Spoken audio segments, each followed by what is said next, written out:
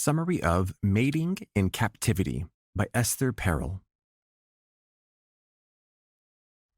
Introduction. Are humans really meant to be monogamous? Is it possible to stay sexually attracted to one person, and only one person, for the rest of your entire life? Are married people really happier than single people? Or are all of those beliefs nothing more than social constructs that tether us to conventional lives? Over the course of this summary, we'll explore the answers to all of these questions and more. Chapter 1. Does marriage make us happier?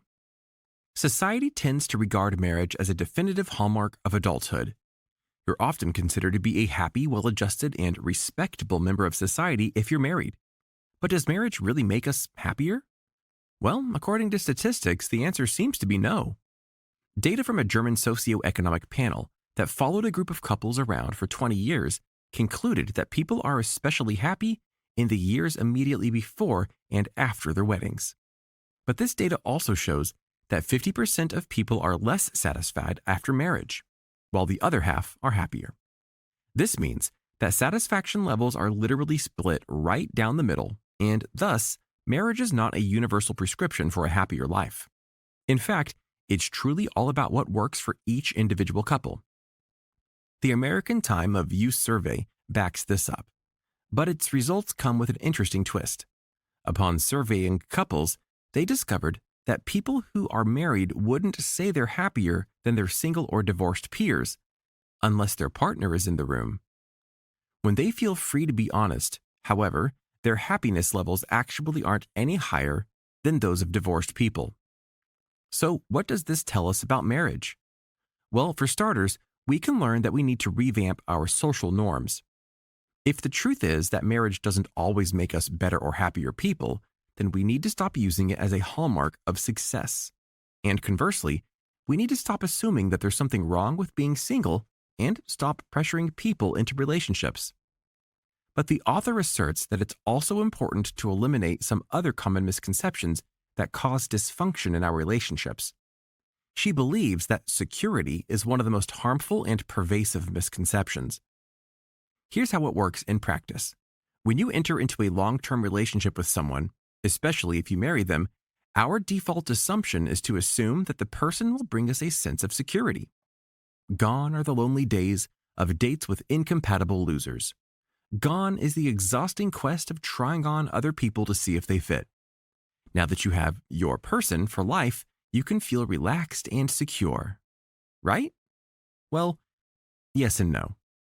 In a committed relationship, you certainly should feel as though you're able to relax and feel safe with your partner. Ideally, you should be able to rest in the knowledge that your partner loves you, that they're faithful to you, and that they're committed to keeping your relationship healthy and alive. All of those things are awesome, and they're essential to a healthy relationship. So that's not the sense of security that we need to eliminate in our relationships. Rather, the author is referring to expectations of security that can smother our passion. These expectations are unrealistic, and yet they have been completely normalized by our society. Here's an example. Everybody wants to believe that love will last forever, and it would be fantastic if that were true. But realistically, there are many reasons that a relationship might not last.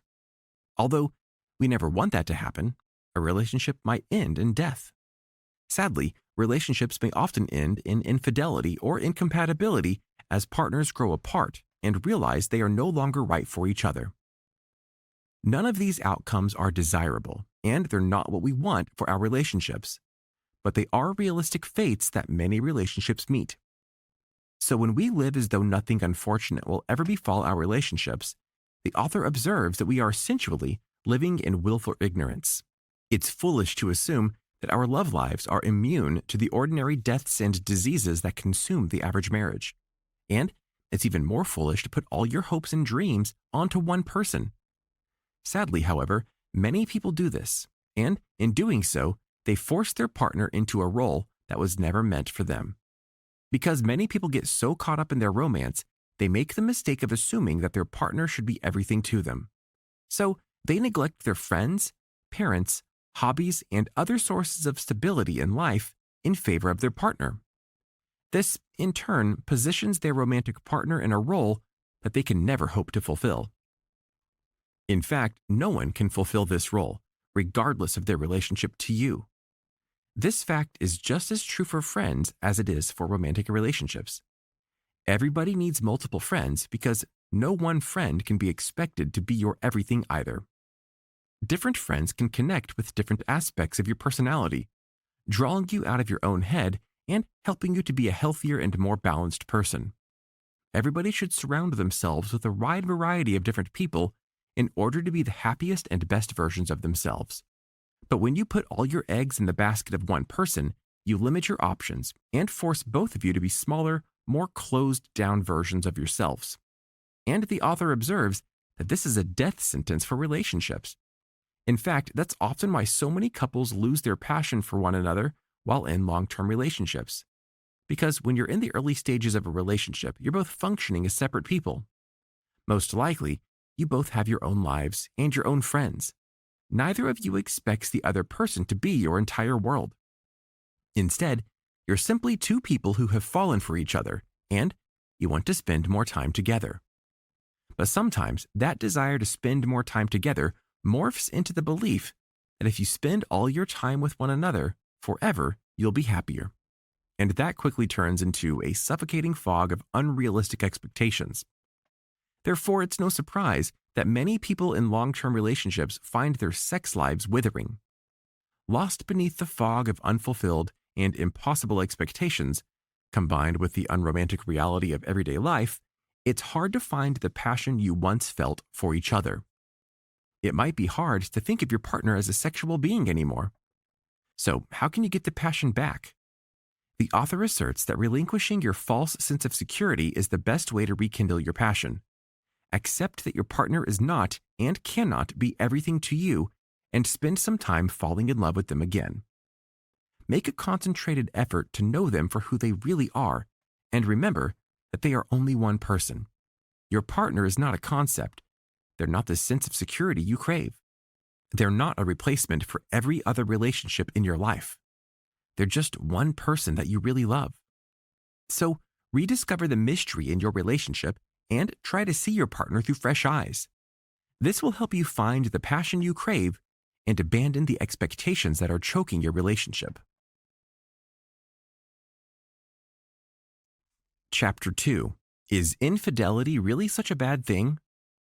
Being unfaithful to your partner is pretty universally regarded as a terrible thing to do. In fact, it's considered so heinous that many religions openly condemn it. The Ten Commandments, for example, even reiterates it twice by saying, "Thou shalt not commit adultery," and "Thou shalt not covet thy neighbor's wife." By and large, modern society also reflects this belief. National statistics show that in the United Kingdom, 70% of women and 63% of men believe that cheating is always wrong. Similarly, in the US, 84% of people, both men and women, believe that extramarital affairs are morally unacceptable. As you've probably noticed, our society expects human relationships to be fairly monogamous. If you have multiple sexual or romantic partners throughout your life, you might find that people talk about you in a negative way, or act as if you are unscrupulous. By contrast, people who marry their high school sweetheart or stay married for 50+ years are often celebrated as having achieved the highest pinnacle of romance. But is monogamy really a realistic goal for humans? The author's research indicates that the answer is rather complex. In the animal kingdom, monogamy is not always the norm. Many species will have multiple partners and form short, purely sexual relationships. And when monogamy does occur, it is driven primarily by hormones. As a result, what they experience is not necessarily love as we know it, but lust. Their hormones have simply convinced their brains that what they feel is a deep and lasting bond. Scientific research indicates that the same is similar for humans, although the specifics are difficult to pin down. One thing we do know about humans is that our perception of love and sexual attraction is heavily influenced by surges of dopamine. Yale researcher Ilana Gordon concurs with their theory that substantial amounts of oxytocin are also present in long-lasting human relationships. This led Gordon to conclude that oxytocin is an essential component of successful relationships. However, This discovery had generated another scientific mystery, as researchers are unable to determine whether happy relationships produce surges in oxytocin or whether oxytocin must first be present to generate a sense of lasting compatibility. But what does this have to do with infidelity?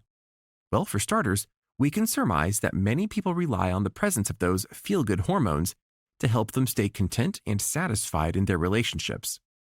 When those hormones are no longer present, some people find that they are not attracted to their partner anymore. And in the absence of those loving feelings, many people feel the need to terminate their relationships or seek satisfaction through an illicit affair. Now, there is absolutely no question that cheating causes pain. And, if we're being honest, it's a pretty shady and unethical thing to do. But if we take a look at the animal kingdom and the simple fact of human sexuality, we might be forced to realize that infidelity is more natural than we think. Not only is it statistically and sexually improbable that we can maintain our attraction to one partner throughout the remainder of our lives, data scientist Seth Stephens-Davidowitz has shown that Google searches for sexless marriage are 8 times more common than searches on loveless marriages. This suggests that it's far more common to be in love, but sex-free marriages. And the desire for additional sexual stimulation is more normal than we think. In fact, only one species of mammal, the owl monkey, has monogamy as its default setting. All other animals, including humans, routinely experience and act on sexual attraction to partners who are not their life mate. And when we consider these facts in conjunction with statistics which prove that, even though they believe it's wrong, 1 in 3 women and 1 in 3 men admit to a cheating over the course of a marriage, we're left with the conclusion that we might have to alter our views of infidelity. So, while that doesn't mean that we should believe it's okay to cheat on your partner or to break their trust, we should start to become more accepting of pansexuality and consensually non-monogamous relationships. In fact, we definitely should, because statistics from a survey conducted by the University of Michigan found that partners in consensually open relationships reported higher levels of trust, intimacy, friendship, and satisfaction, as well as lower levels of jealousy than their monogamous peers. So let's consider adjusting our worldview to reflect the diversity of the realistic human experience. Final summary. The concept of mating in captivity is a funny one when we think about it in the context of human relationships, because most of us don't think of our marriages or long-term relationships as a form of captivity. But then again, there are an abundance of unflattering jokes that center on the concept of your partner as a ball-end chain. So which is it? Is monogamy natural for human beings or not? The author asserts that the answer is a little bit of both. Many people can be very happy in monogamous long-term relationships. Their relationships feel fulfilling and meaningful, and they feel delighted to be with the love of their life. But for other people, long-term relationships can feel stifling because of the impossible expectations we force onto our romantic partners. These expectations can kill our sex lives, ruin our romance, and lead to infidelity. And that's why the author posits that it's crucial for us to abandon these expectations, be realistic about what our partner can offer us, and rekindle the mystery in our relationship. It's also important to remember that monogamy is not the default state for everyone. Some people are pansexual, or happy to never settle down with one partner. And infidelity might be more natural than we imagine. This audiobook summary was